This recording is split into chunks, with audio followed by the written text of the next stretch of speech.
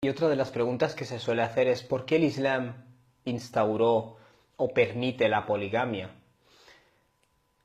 Una de las paradojas que yo encuentro en nuestra sociedad es que tenemos una ilusión de racionalidad y de cientificismo, o como se quiera llamar, pero eso es ilusorio realmente. ¿Por qué? Porque veo que tendemos mucho al etnocentrismo, a valorar todo en base a los valores de nuestra sociedad. Si concuerda, cualquier cosa que haya hecho cualquier ser humano en el pasado, presente o futuro de cualquier territorio, si concuerda con nuestra forma de hacerlo aquí y ahora, es moralmente bueno. Y si no concuerda, es moralmente malo, ¿vale?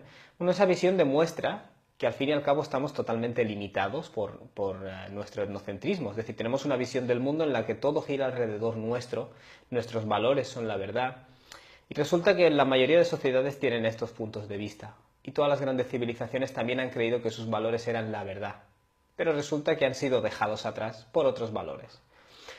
Entonces, lo de la poligamia entra en eso. La gente habla de la poligamia. Oh, ¿por qué se permite la poligamia? Como si fuera una cuestión moral. ¿Es más avanzado, menos avanzado la monogamia, la poligamia? Oh. Esto no tiene nada que ver con moralidad.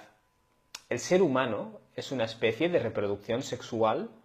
Por tanto, el matrimonio, que es una institución, en cierto modo es un constructo, es una institución pues desarrollada por humanos, lo cual no significa que no tenga validez, no estoy diciendo eso, pero es una institución que nosotros desarrollamos, ponemos normas, ponemos leyes y dependiendo de la sociedad en la que estés y la época en la que estés, pues hay unas normas del matrimonio o hay otras. Y cada sociedad dice, no, es que las nuestras son las normales.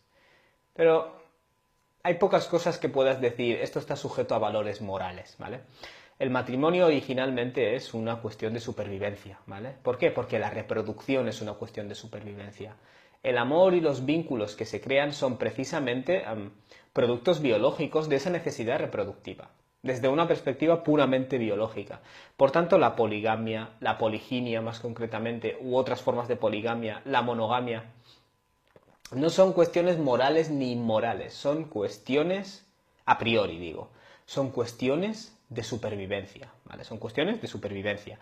De hecho, el 97% de los mamíferos son, bueno, según dicen los estudios, yo no soy un experto en eso, son polígamos. Son polígamos. Y el ser humano no es una excepción a esa norma.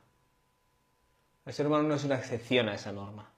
O sea, el ser humano como especie es polígamo. Las modas pueden cambiar, los constructos sociales, pero la biología, nuestra biología es el producto de un desarrollo en unos territorios y en unos estilos de vida determinados, que quizás en el último 1% o 2% de la historia humana ha cambiado radicalmente. Ha habido una revolución, que para empezar esa revolución, la modernidad, la revolución industrial, tampoco ha llegado a todo el mundo por igual, ¿vale? Es un producto también de una zona geográfica del mundo. Entonces, ¿qué significa? Que tenemos unos puntos de vista que son el producto también de lo que somos, de nuestra historia reciente. Y queremos imponer al resto de la humanidad como si fueran valores morales universales y absolutos, incluso cuando contradecimos claramente la biología. Eso es algo que me llama la atención. Y luego vamos de racionales y científicos. En fin, fijaos que a lo largo de la historia, generalmente, y estas son posibles razones científicas por las que nuestra especie, junto con la inmensa mayoría de mamíferos, es polígama originalmente. Polígama en este aspecto me refiero a que el hombre se aparea con múltiples hembras, ¿no? De hecho, con muchas. En muchos casos, de forma ilimitada, casi. O sea, por eso, si lo pones en el contexto histórico de la humanidad, si no lo pones en el contexto histórico de la humanidad, no puedes entender nada de lo que el Islam legisla, ¿vale? Entonces, fijaos, el hombre generalmente es el cazador, ¿vale? ¿Por qué? Bueno, porque tiene mayor masa muscular, es bastante de cajón. Entonces, a lo largo de la historia humana, claro, se cree que la mujer siempre ha necesitado un hombre para sobrevivir. La mujer siempre necesitó de un hombre para sobrevivir, porque el hombre al fin y al cabo es el que trae la carne a casa, ¿vale? ¿Eso qué significa? Que todas las mujeres necesitan un hombre. Vale, perfecto. En la historia humana, quiero decir, especialmente a lo largo de decenas de miles de años. Quiero decir, la vida moderna es algo muy nuevo. La mujer necesitaba de un hombre. ¿Y qué ocurre? Que antes había muchas luchas intertribales, ¿vale? Los miembros de una tribu atacaban otra tribu con la finalidad de quedarse con sus recursos, porque la comida no era como ahora, ¿vale? Vas al mercado y tienes de todo. Es difícil comer, ¿vale? A lo largo de la historia humana, la comida y el sexo para reproducirse han sido recursos escasos, ¿vale?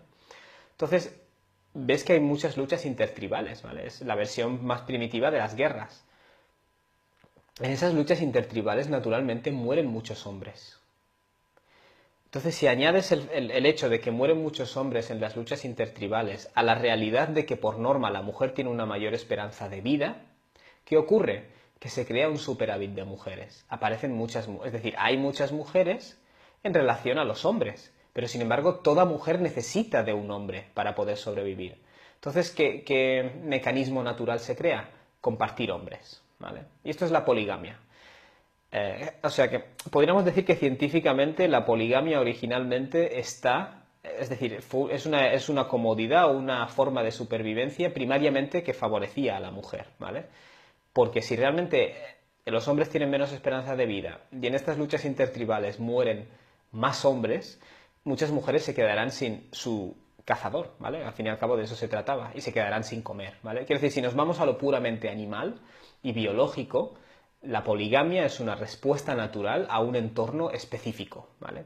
Entonces, ¿por qué nos parece tan mal la poligamia, por ejemplo, en Europa o en Occidente en el siglo XXI y en el siglo XX, en la segunda mitad especialmente? Bueno, veamos cuál es la historia detrás de eso. Aquí en el primer mundo hubo una revolución industrial. ¿Qué significa eso? Después de la revolución científica, después le siguió una revolución industrial, que significa que empezamos a fabricar las cosas en masa y eso cambia radicalmente nuestro estilo de vida. Y uno de los cambios que se producen es que ahora la mujer también va a salir a trabajar, ¿vale? Cuando los trabajos dejan de ser más forzosos, naturalmente la mujer también va a ir a hacer esos trabajos o también va a ir a trabajar. ¿Y eso qué es lo que implica? Que la idea de que cada mujer depende de un hombre se va suprimiendo, ¿vale? Se va suprimiendo. En segundo lugar, ya no hay tantas luchas intertribales. En Europa no tenemos luchas entre tribus. Entonces, ¿qué ocurre?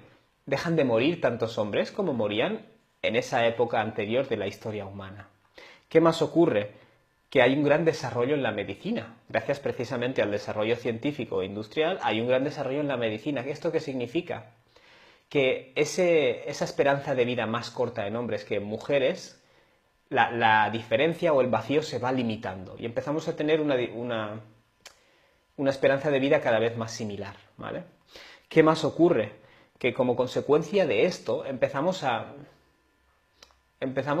poner más en pie de igualdad al hombre y la mujer en la cuestión matrimonial, ¿vale? Ya no es tanto una comodidad de poder sobrevivir y comer. Se empieza a convertir, digamos que cuando la supervivencia ya está garantizada, la gente se centra más en vivir, ¿vale? No tanto en sobrevivir, ¿vale?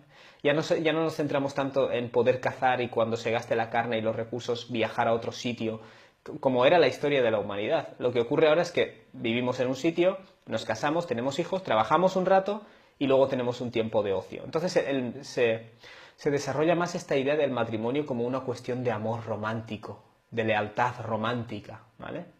Fijaos en los cambios en el mundo. Voy a usar la palabra tradicional de forma quizás cuestionable. En el mundo tradicional, el hombre muere mucho más que la mujer. El hombre tiene una esperanza de vida menor. Pero toda mujer depende de un hombre, ¿vale? Para vivir. Entonces se desarrolla esta idea de compartir hombres, ¿vale? Y así es como la poligamia es originalmente. Es mujeres compartiendo hombres. En la era moderna, ¿qué es lo que ocurre? Ya no existe esa brutal diferencia entre hombres y mujeres en la esperanza de vida porque la medicina lo ha cambiado. La mujer ya no depende, estrictamente hablando, cada vez depende menos financieramente del hombre porque ella también sale a trabajar ahora, ¿vale? Ya no hay esas luchas intertribales que provocan un déficit enorme entre el número de hombres y mujeres. Entonces, ¿qué ocurre? Se romantiza el matrimonio y se empieza a crear esta idea de que en el matrimonio un hombre y una mujer cumplen más o menos el mismo papel, ¿vale? Entonces, ¿qué ocurre? Naturalmente nos empezará a parecer que la poligamia, el hecho de que un hombre se case con más de una mujer, es absurdo, ¿vale? Y eso también es lógico. Es lógico que en el primer mundo parezca absurda la poligamia, porque en este entorno ha perdido su sentido, ¿vale? Su sentido como forma de supervivencia. ¿Cuál es el pequeño problema? Que en nuestra biología sigue estando, ¿vale? Y el hombre sigue siendo en su cerebro polígamo, ¿vale? Y eso no creo que se pueda borrar, sinceramente. Pero quiero que entendamos eso, ¿vale? ¿Por qué la poligamia es algo natural y es una respuesta natural en determinados contextos históricos, que es la abrumadora mayoría de la historia de la humanidad y muchos lugares en los que todavía no ha llegado la revolución industrial? Y quiero que entendamos también por qué aquí, en el primer mundo o occidente o como lo quieras llamar, ¿por qué aquí nos parece que no tiene ninguna lógica o que es desfavorable a la mujer? Porque aquí es desfavorable a la mujer, y eso es cierto. Es desfavorable aquí cuando la mujer trabaja igual que el hombre, cuando ya no depende de él, cuando no hay superávit de mujeres, cuando todas estas circunstancias que le daban sentido a esta herramienta de supervivencia que era la poligamia, aquí esas circunstancias no existen, ¿vale? Entonces quiero que se entiendan las dos cosas. ¿Por qué la poligamia es lógica y por qué la monogamia es lógica? Simplemente son lógicas en diferentes contextos, ¿vale? Y a veces el que practica la poligamia no entiende que otra persona no la abrace. Y a veces el que practica la monogamia no entiende que en otros momentos y lugares de la historia tiene todo sentido, de hecho es la única forma que tiene sentido si se quiere sobrevivir con éxito, ¿no? Entonces debemos ser racionales a este respecto y no etnocéntricos, ¿vale? A ambos grupos, se lo digo. Entonces, fijaos que el Islam lo que hace que es, precisamente, ya estaréis viendo que las leyes del Islam lo que hacen es crear un antídoto o un remedio moral para el contexto al cual descienden, ¿vale? Fijaos que, por ejemplo, en batallas, como la batalla de Uhud, por ejemplo, mueren, cuando los musulmanes luchan con otras personas, mueren personas. ¿Y qué ocurre? Que ahí, por ejemplo, hay mujeres que se quedan viudas y hay mujeres que se quedan huérfanas. Y si os fijáis, porque esto la gente generalmente lo despoja también de su contexto, los versículos que hablan sobre la poligamia no hablan sobre la poligamia como lo más normal del mundo, sino como un caso, una solución o un remedio social específico, ¿vale?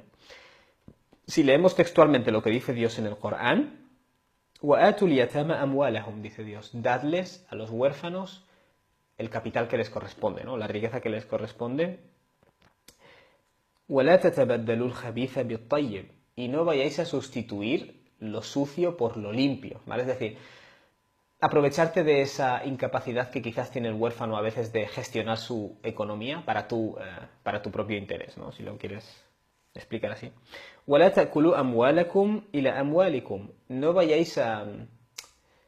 Es una frase difícil de traducir. No vayáis a consumir su riqueza hacia vuestra riqueza, ¿vale? Podríamos hablar aquí de utilizar artimañas, digamos, para mezclar el dinero y gastar el dinero ajeno de estas personas, por ejemplo, con un interés tuyo. إِنَّهُ كَانَ حُوبًا كَثِيرًا. En verdad esto es voy a usar una palabra un poco católica, una abominación gigante, ¿no? وَإِنْ خِفْتُمْ, fijaos el contexto, ¿vale? وَإِنْ خِفْتُمْ, y si teméis, أَلَّا تُقْسِطُوا فِي الْيَتَامَى, que no podéis, si teméis que no podáis ser justos de cara a los huérfanos, فَانْكِحُوا مَا طَابَ لَكُم مِنَ النِّسَاءِ, casaos con aquello que veáis puro o correcto de mujeres, مثنى وثلاث ورباع, 2, 3 o 4, ¿vale? Quiero que veáis el contexto en el cual se está diciendo. Es un contexto de remedio social, ¿vale? Es un contexto de solución a un problema social. Y la poligamia, por definición, eso es lo que es, ¿vale? Igual que la monogamia, ¿vale? Son respuestas a diferentes problemas sociales específicos. Y llama la atención porque precisamente la forma en la que el Corán lo plantea siempre es desde la reforma, desde el beneficio social, desde el maslaha, siempre. E incluso cuando se permite este beneficio, que va a haber un superávit de mujeres, naturalmente, y esas mujeres dependen de un hombre. Entonces, ¿qué dice Dios? Si hay un temor de que no exista una forma de crear la equidad y de que esas personas se queden desprovistas del cuidado que necesitan, entonces se le dice al hombre, tú puedes casarte con 2, 3 o 4, ¿vale? Es decir, lo haces como una forma de beneficio social. Y eso es lo que la poligamia es, ¿vale? Insisto. Y de hecho se dice 2 o 3 o 4, ¿vale? Ya está. ¿Por qué menciono esto? Porque antes de esto la poligamia era ilimitada, ¿vale? Antes de esto un hombre se casaba con las mujeres que quería a veces sin mayor razón que el apetito sexual y sin límites, por supuesto, y sin tener que ser responsable al 100% de ellas. Aquí lo que Dios está diciendo que es, si hay un temor de que estas personas se queden desprovistas de sus necesidades, entonces podéis casaros con 2, 3 o 4. Es decir, es un remedio social, punto número 1. Punto número 2, se establece un límite, que esto a nosotros nos parece, oh, 4 mujeres. 4 mujeres es nada, ¿vale? En comparación a lo que se hacía antes de la Arabia preislámica, establece un límite y luego hace algo más fascinante aún el Corán, que es lo siguiente, فَإِنْ خِفْتُمْ أَلَّا تَعْدِلُوا, y si tenéis miedo de no poder ser justos, es decir, dentro de este sistema, fawahida, entonces casaos con una sola.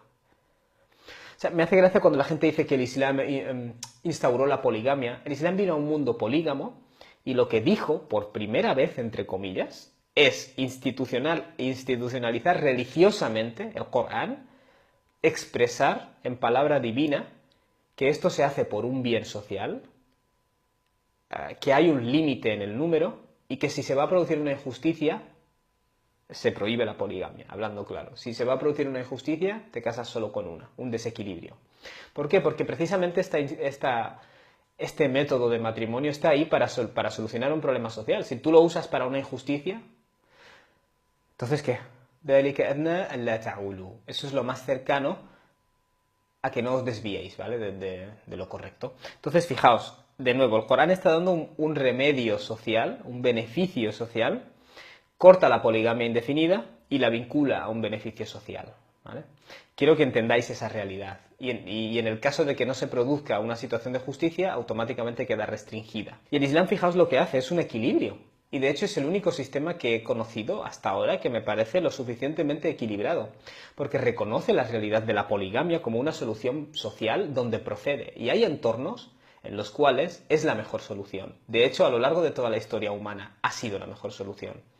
Hoy en día, como vemos el amor como una cuestión romántica de lealtad de uno a uno y los dos trabajan y son financieramente independientes, nos parece casi un acto de traición. Yo estoy casado contigo y me caso con otra, es una traición, ¿vale? Es casi como una infidelidad. Pero hay que entender que es lógico también que desde el primer mundo lo vemos así, porque las circunstancias fabrican nuestros métodos de supervivencia. Y en este caso, en esta circunstancia, en el primer mundo, sí es así, ¿vale? Pero el Islam reconoce la realidad social en muchos lugares y en muchas circunstancias de que esta es la mejor forma a proceder, ¿vale? El Islam reconoce la monogamia. ¿Por qué? Porque te está diciendo si existe una injusticia, se elimina automáticamente, ¿vale? Y se limita la poligamia. Entonces quiero que se entienda que lo que el Islam está haciendo es precisamente establecer una visión no etnocéntrica, basada en la realidad de la experiencia de la especie humana y del hecho de que no siempre se aplica lo mismo. En unos casos hará falta una cosa, en otros otra, ¿vale? Pero la meta siempre es la reforma y la justicia.